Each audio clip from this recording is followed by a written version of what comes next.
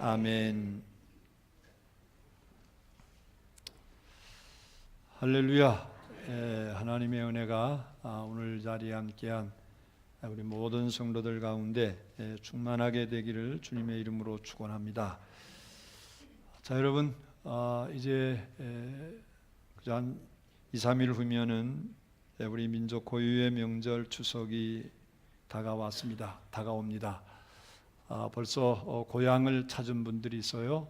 그래서 저한테 연락이 와서 오늘은 고향 교회에서 예배를 드리겠습니다, 이런 분들도 있고, 또 아직 고향에 가시지 못한 분들은 아마 마음은 벌써 고향에 가서 있지 않겠나 싶습니다.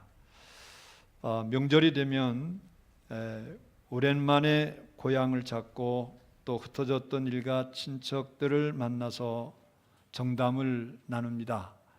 여러분, 이거 명절이 주는 축복이죠.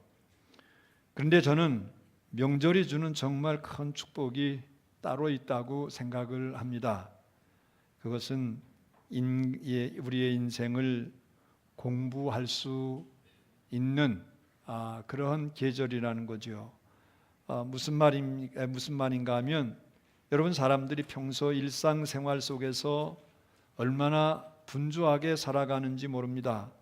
그런데 명절이 되면 모든 일상을 올 스톱하고 인생을 피부로 느끼게 돼요. 그래서 오랜만에 만난 사람들을 보면서 머리가 전과 같이 까맣지 않고 희끗희끗한 머리들이 여기저기에 솟아나고 또 주름이 깊어진 모습, 그리고 알아보지 못할 정도로 부쩍 자란 아이들의 모습을 보면 세월이 참 빠르구나, 이런 말이 절로 나옵니다. 그리고 돌아가신 분들을 추모하다 보면 생과 사를 생각하게 되고 인생 무상을 느끼지 않을 수 없어요. 특히 작년 추석에는 함께 했는데 이번 추석에 함께 할 수 없는 가족이 있다면 더 그립고 인생 무상을 절감하게 됩니다. 자, 여러분, 이번 추석은 예년에 비해서 시간이 아주 넉넉하지요. 그래서 최장 연휴 기간이라고 그렇게 말들을 합니다. 그런데 여러분이 넉넉한 시간을 가지면서 우리 인생에 대해서 묵상하는 좋은 기회를 가질 수 있으면 좋겠습니다. 자, 여러분, 많은 사람들이 우리 인생을 살아가면서 인생의 근본에 대해서 무지합니다. 인생의 근본에 대해서 무지한 사람들이 참 많아요. 독일의 유명한 염세주의 철학자 쇼펜하우어의 유명한 일화입니다. 하루는 그가 공원 벤치에 앉아서 사색에 잠긴 채 시간이 흘러가는데 어두움이 짙어오는 거예요. 사람들이 다 가고 그가 혼자 남아 있습니다. 그러다 보니까 공원 관리인이 다가와서 이제 말을 해요. 여보시오, 당신은 누구요? 어디서 왔는데 해가 져도 집으로 돌아갈 생각을 하지 않는 거요? 이 말을 들은 이제 이 쇼펜하우어가 정신이 번쩍 들어서 이렇게 대답을 합니다. 바로 그거요. 내가 누구이며 어디서 왔으며 어디로 가는지 그것 때문에 제가 지금 고민을 하고 있습니다. 이렇게 말을 해요. 여러분, 아무리 대단한 철학자일지라도 인생의 근본에 대해서 잘 알지를 못한다는 거죠. 그러면 여러분, 어떻게 해야 그것을 알 수 있을까요? 아이러니컬하게도 여러분, 인간 스스로는 자신의 근본을 알 수 없습니다. 오직 계시를 통해서 알 수 있어요. 여러분, 계시라고 하는 게 뭡니까? 인간의 지혜로 알 수 없는 진리를 하나님이 열어 보여주시는 것, 이것을 가리켜서 계시라고 말을 해요. 인간이 아무리 많이 공부를 하고 아무리 이게 인생을 오래 살아도 인간에 대해서 알 수 없는 것들이 많이 있습니다. 그런데 하나님께서 계시를 밝혀주심으로 말미암아서 그런 모든 것들을 알려주십니다. 이것을 가리켜서 계시라고 한다는 거예요. 그러므로 여러분, 성경을 펼쳐보면 인간이 알 수 없는 진리를 우리가 깨달을 수 있어요. 그 중에 대표적인 것이 바로 인간의 근본에 관한 것입니다.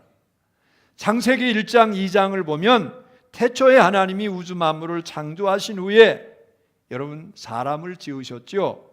여러분 사람을 어떻게 지으셨어요? 흙으로 이제 사람의 형상을 만드시고 그 코에 하나님이 생기를 하고 불어 넣어 주셨대요. 그러니까 뭐가 됐다고 그랬어요? 생명이 된지라.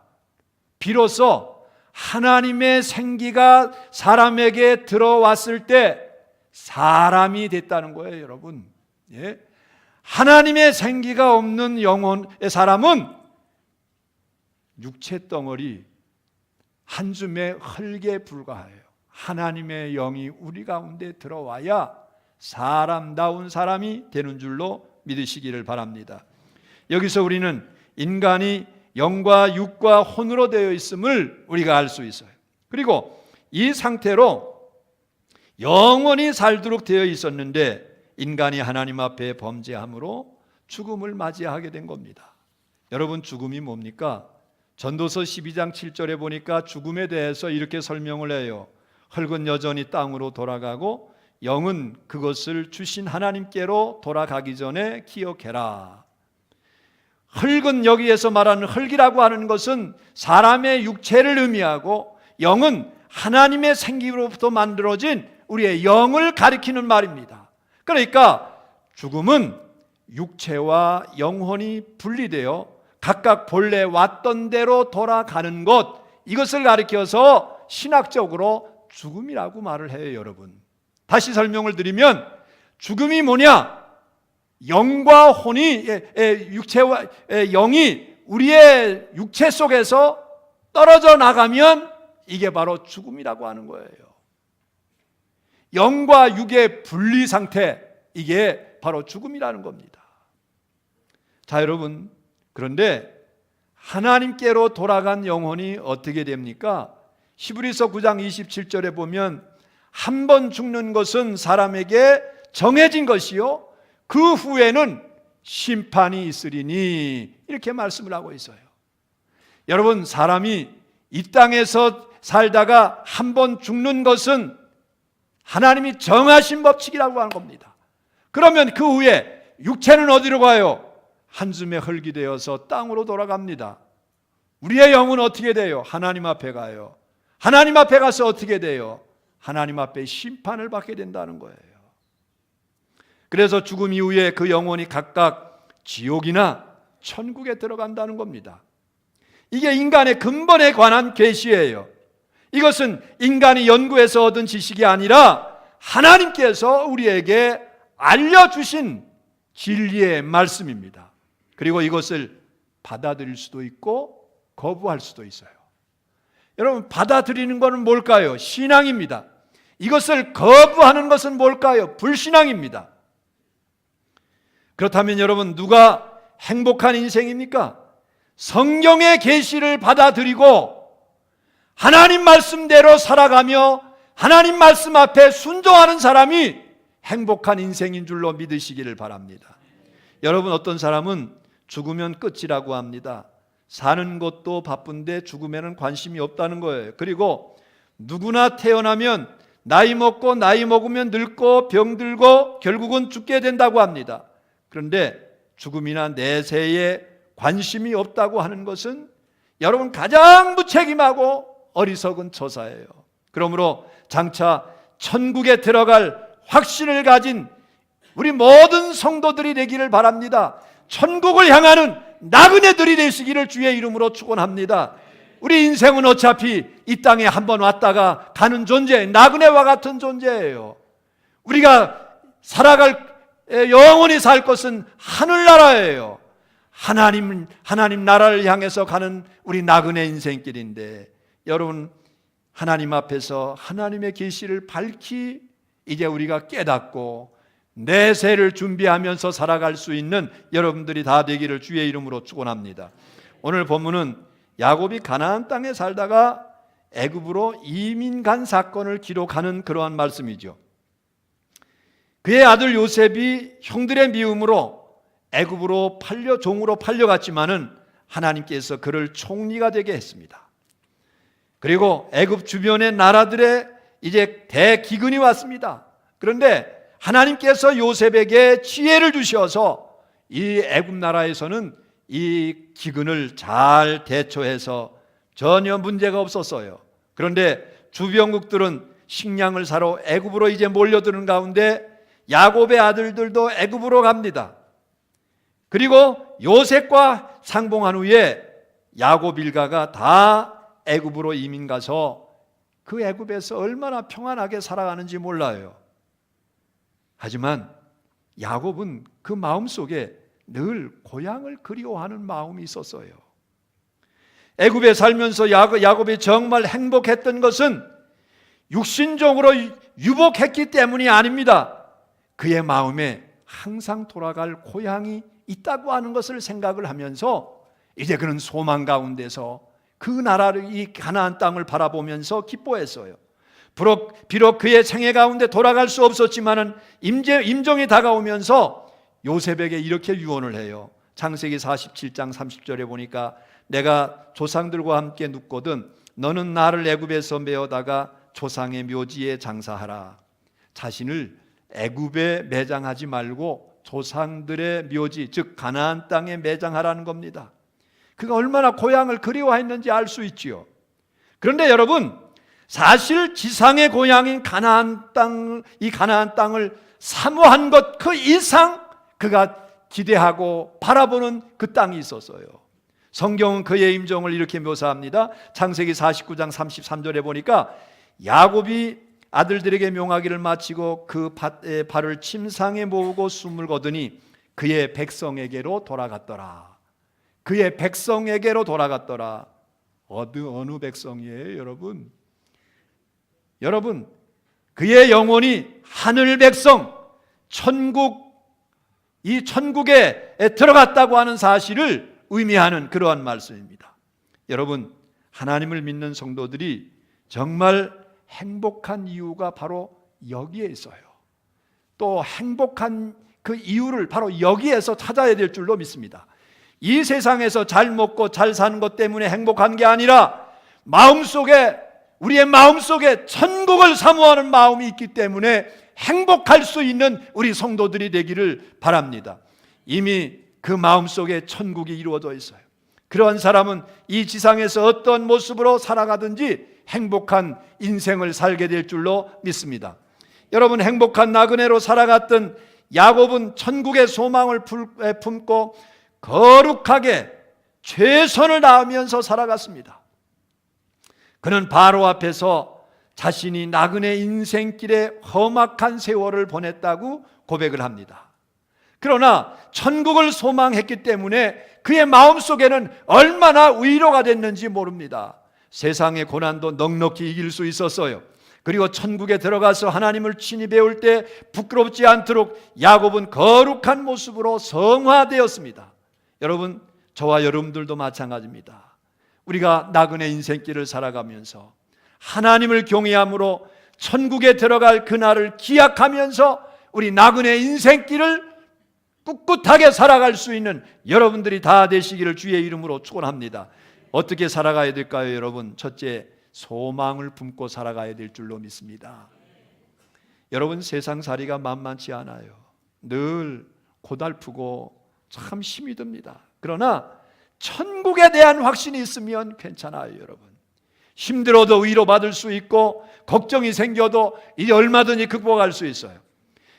요한복음 14장 2절 3절에 보면 두려움과 걱정 가운데 있던 제자들에게 예수님께서 이렇게 말씀을 해요. 내 아버지 집에 거할 것이 많도다.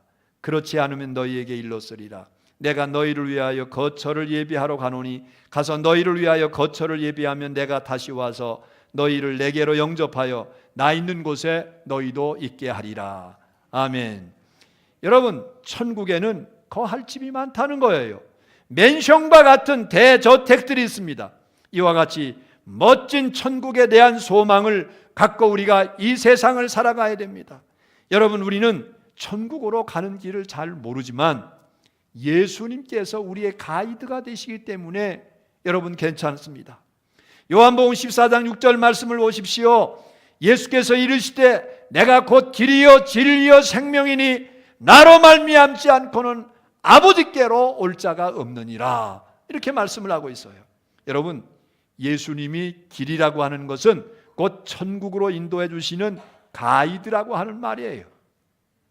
길을 몰라도 예수님만 의지하고 따라가면 천국에 넉넉하게 당도할 수 있습니다. 이런 확신이 있으면 비록 우리가 세상에서 고난을 당한다고 해도 낙심하지 않고 기뻐할 수가 있습니다. 그래서 로마서 12장 2절에 보면 이렇게 말씀해요. 소망 중에 즐거워하며 환난 중에 참며. 여러분, 우리가 이 세상을 살아가면서 나그네의 인생을 살아가면서 이 세상에서 많은 환난을 당하고 고난을 당하고 아픔이 있습니다. 그러나 천국에 대한 소망을 가지고 있으면 여러분, 이 세상에서 모든 고난을 넉넉히 이길 수 있다는 거예요. 그렇기 때문에 환난 가운데서 우리가 끝까지 인내할 수 있는 믿음의 백성들이 다 되기를 주의 이름으로 축원합니다. 심지어 사랑하는 사람이 먼저 죽음을 맞이한다고 해도 절대로 절망하지 않아요. 데살로니가전서 4장 13절에 보니까 형제들아, 자는 자들에 관하여는 너희가 알지 못함을 우리가 원하지 아니하노니 이는 소망 없는 다른 이와 같이 슬퍼하지 않게 하려 함이라. 여러분, 천국에 확신이 있는 사람에게는, 천국에 대한 소망이 분명한 사람에게는 절망이라고 하는 것이 없다는 거예요. 그러나 천국에 소망이 이제 있는 그러한 사람들은 소망 없는 사람들과 완전히 다른 겁니다. 천국에 소망이 없는 사람들은 죽음이 그 자체로 절망이에요. 그러나 천국에 소망이 있는 사람들은 다시 만나잖아요. 우리가 천국에서 만나잖아요. 그렇기 때문에 우리가 그것이 위로가 된다는 거예요.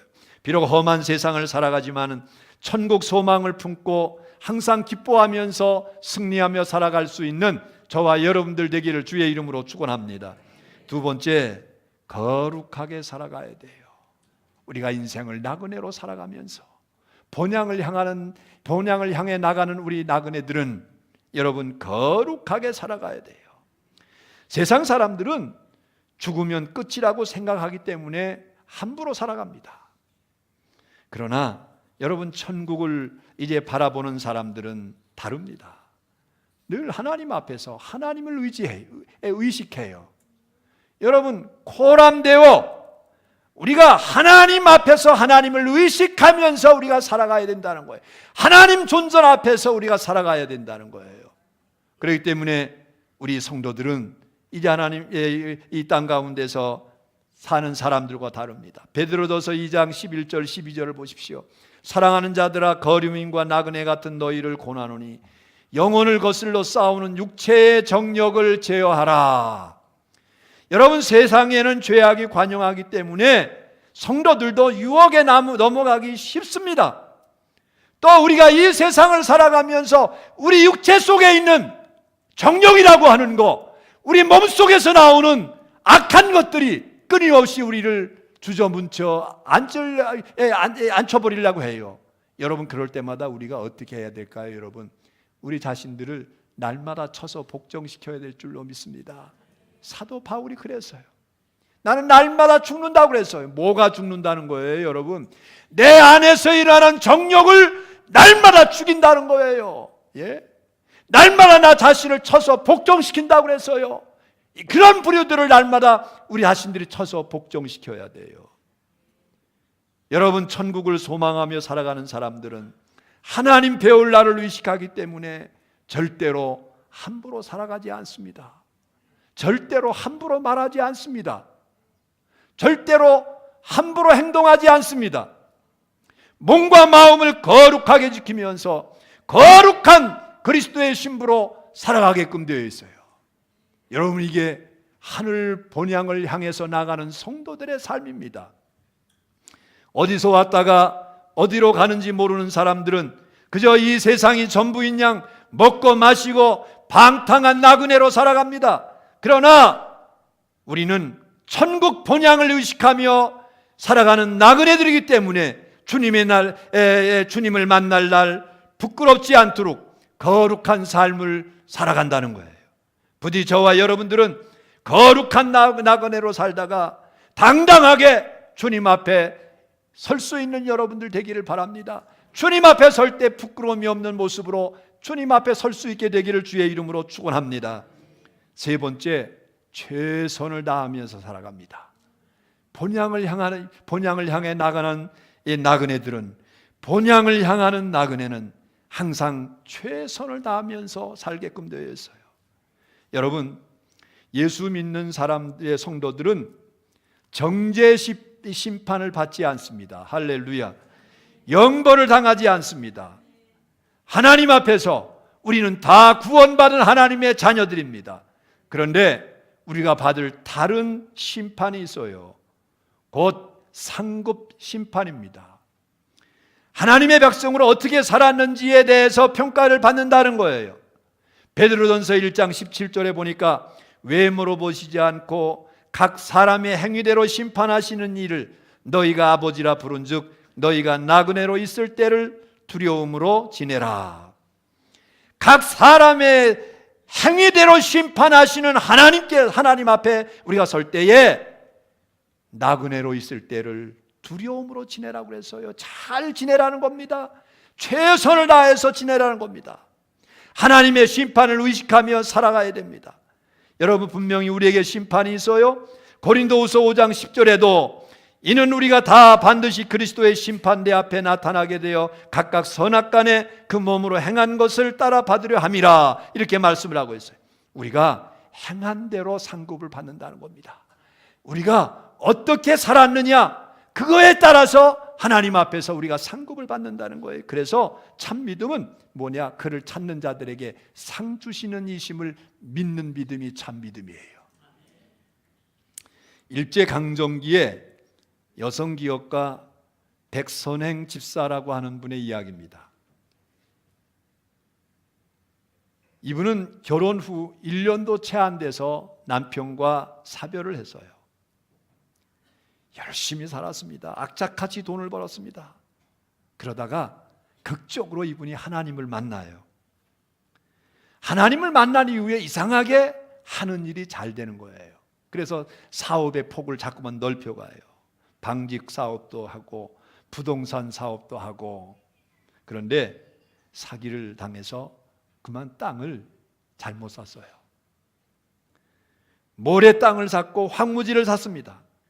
그런데 하나님께서 이것을 오히려 멋지게 역전시켜 주시는데 그 역전의 드라마가 참 대단합니다. 모래 땅은 시멘트 그 재료로 팔리게 됐고, 황무지는 공장 부지로 팔리면서 돈을 엄청나게 벌었어요. 그런데 이 여인이 큰 부자가 됐는데도 여전히 평소처럼 검소하게 삽니다. 그래서 그를 아는 사람들이 그를 구두쇠라고 이렇게 별명을 붙였어요. 그런데 여러분, 그게 아니었습니다.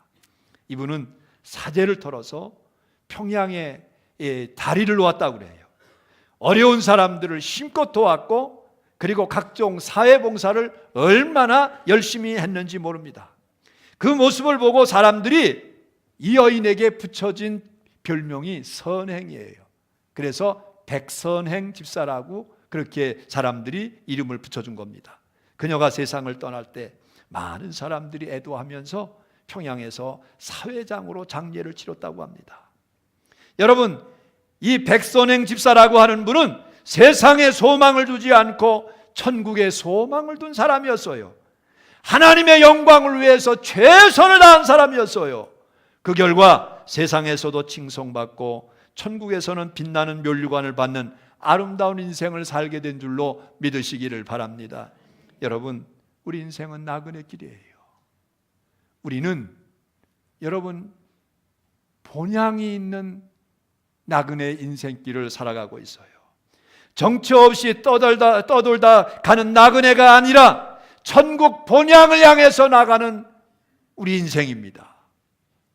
그러므로 여러분, 우리의 삶이 힘들고 어려운 가운데서도 우리가 하나님 나라를 바라보는 이제 소망이 있는 성도임을 분명히 아시기를 바랍니다. 그래서 이러한 소망 가운데서 승리하고, 그리고 세상과 이제 세상의 죄악과 유혹이 있어도 우리가 거룩하게 살아갈 수 있게 되기를 바랍니다.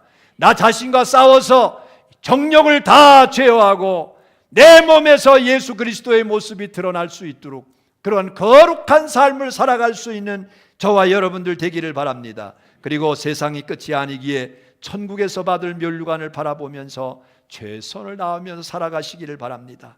부디 이제 근본 추석 연휴 기간에 다시 한번 천국 본향을 향한 신앙을 다짐함으로 여러분, 우리의 인생이 본향을 찾는 행복한 나그네 인생을 살아갈 수 있는 우리 성도들이 다 되시기를 주의 이름으로 축원합니다. 축원합니다. 기도하십시다.